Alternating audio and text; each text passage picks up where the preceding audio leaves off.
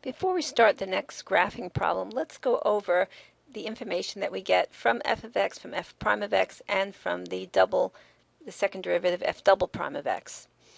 From f of x, we can get the x and y intercepts, all right, and we can get the vertical asymptotes and the end behavior. That's the limit at infinity. And if the end behavior is finite, then we have horizontal asymptotes. So horizontal asymptotes that we determine from the end behavior. From f double prime, doing a plus minus analysis, we get intervals of increasing, decreasing. That depends on if f prime is positive or negative. And when the curve changes from increasing to decreasing or decreasing to increasing, we get max-min points. Now, what do we get from f double prime? Well, from f double prime, depending on the sign, positive, negative, we get concave up or concave down, and where the concavity changes, we get inflection points.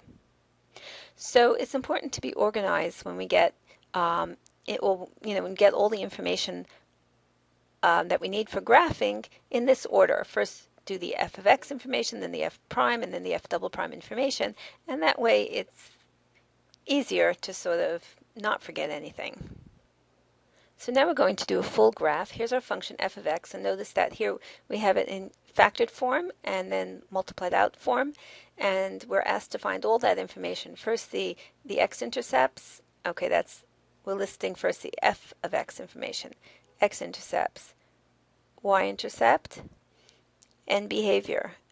Vertical asymptote was not listed here because there's no denominator, so no vertical asymptote. So let's start with that. That's the f of x information, and I'm just going to write f of x here as a reminder, and let's start with that. So let's do first x-intercepts. Well, that's where the function's equal to 0, and that's the factored form comes in handy over there. So for x-intercepts, we're going to see where is f of x equal to 0. So let's do that. X squared minus 4, x squared plus 2 equals 0. Okay, let's factor this further. X plus 2, x minus 2, and here we have this x squared plus 2. X squared plus 2 cannot be factored.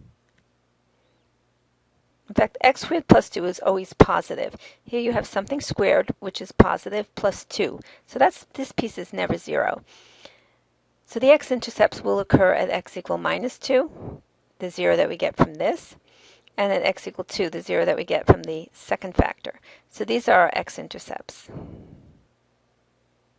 All right, the y-intercept, just plug in x equals 0. And let's see if we do that right here. We have, for our y-intercept, we have, that's f of 0 is equal to 0 minus 8, that's equal to negative 8. So the y-intercept is at 0, comma, minus 8. All right, that's our y-intercept. All right, now let's do end behavior.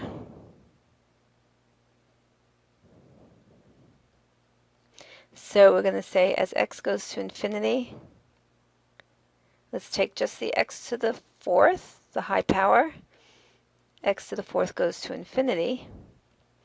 And as x goes to minus infinity, because of this even exponent over here, x to the 4th goes to infinity again. So up on the right, up on the left is what we have here. Okay, up on right, and it's going to end up on left. No horizontal asymptotes. All right, so we're through with f of x. Let's go on to f prime of x and get increasing, decreasing, max, min by doing plus minus analysis of f prime. All right, so f prime, let's just figure that out, and it's good to use this second multiplied out form for taking the derivative, so we don't have to do the product rule. So let's just do that. So f prime is equal to 4x cubed, taking the derivative of x to the 4th minus the derivative here, second term minus 4x. Okay, and let's factor this pull out the 4x, we have x squared minus 1. So that's equal to 4x, x plus 1, x minus 1. And let's see, to get the critical values, we want to set that equal to 0. All right, so we have x equals 0, x equal minus 1, and x equal 1. These are the critical values, and they're going on the number line. These are candidates for max-min. They're not necessarily max-min points, but they might be max-min points. All right, so we're going to check that out by doing a plus-minus analysis of f prime. Okay, so here we have f prime, and I'm just going to write it down. F prime is equal to, let's do 4x, x plus 1, x minus 1. I'm writing it in factored form. On the number line, we're putting minus 1, 0, and 1. And let's start our analysis. If we substitute in a 2, for example, everything is positive, so that's positive here. Substitute in 1/2, and we have positive, positive, negative, so negative here. If we substitute in minus 1/2, we have negative, positive, negative. That's 2 negatives, so this is positive. And if we substitute in minus 2, everything is negative. That's 3 negatives, so this would be negative here. So on this interval from minus infinity to minus 1, we have that f is decreasing. Positive would be increasing, negative decreasing, positive increasing. And these are our max mins. We have 1, 2, 3 max mins. So we have a min here. We can just see this from this little diagram, down, up, that's a min. At 0, we have up, down, that's a max. And here's another min. So that would be min at minus 1, f of minus 1. And the max at 0, 0. No, sorry, it's 0, f of 0. To figure that out, figure out what f of 0 is. And the min at 1, comma, f of 1. All right, so now we just have to get these values. Okay, so we'll do that next. Okay, so here we figure out f of minus 1. I'm just looking over here, plugging in minus 1. We have a minus 1 squared, that's 1 minus 4. That's a negative 3. And 1 plus 2 is 3. So we have negative 3 times 3 is negative 9. So we have min at minus 1, minus 9. Max, okay, substitute in 0, and we have minus 4 times 2. Minus 4 times 2, that's negative 8. Max at 0, minus 8. And min at 1, f of 1, plug in 1, and we have 1 minus 4 times 1 plus 2, that's minus 3 times 3, that's negative 9 again. So we have 1 comma negative 9. All right, so those are our min, max, min points that we're going to use on our graph.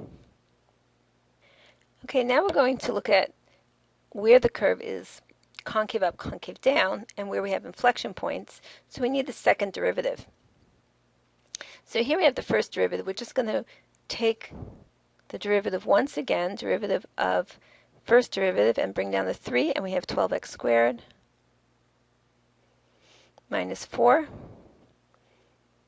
Okay, just factor out the 4 over there. We want to see now where is this equal to 0, because we're going to do a plus-minus analysis. So factor out the 4. And here we have 3x squared minus 1. So this is 0 when 3x squared minus 1 is equal to 0. Or when 3x squared equals 1. Because we want to know when is this 0. Let me just write it like that. When 3x squared equals 1, or x squared is 1/3, or that is x is equal to plus or minus the square root of 1/3. All right, now for the plus-minus analysis. Let's do that.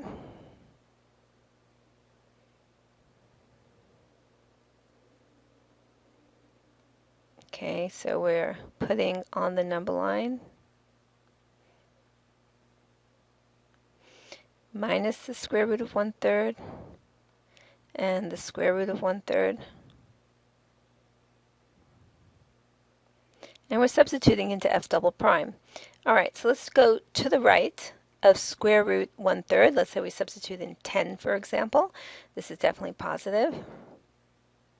Let's substitute in 0, which is in between these two values, and we get negative in here, so negative. And let's substitute in minus 10, and we have 3 times 100 minus 1. That's definitely positive. So that tells us that here, on this interval, the curve is concave up. For negative, we have concave down, and here positive, concave up. Here it switches, and here it switches, so these are both inflection. So here we go. If we substitute in, we can approximate the square root of 1/3 is approximately 0.58. So if we substitute into the original function here, we have the following inflection points. So these are inflection points.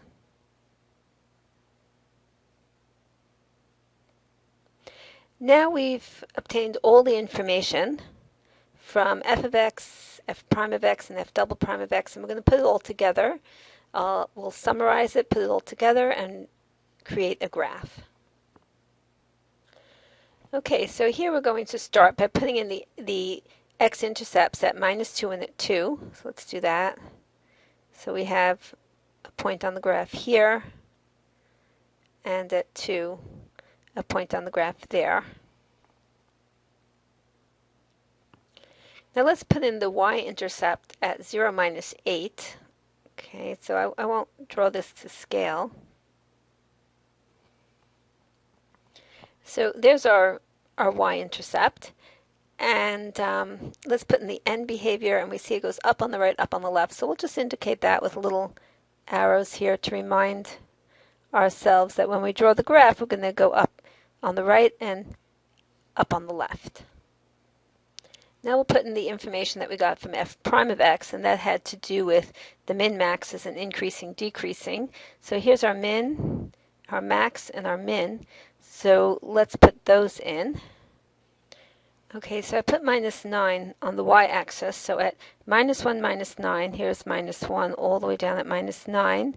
That's going to be a min. So let's just put a little min there. And at 1, -9, another min, so they're symmetric across here. So here's another min right here. All right, so this one is -1, -9. And this is at 1, 9. Those are two mins. And let's see, we have a max at 0, -8, actually at that y-intercept. So let's put a max there.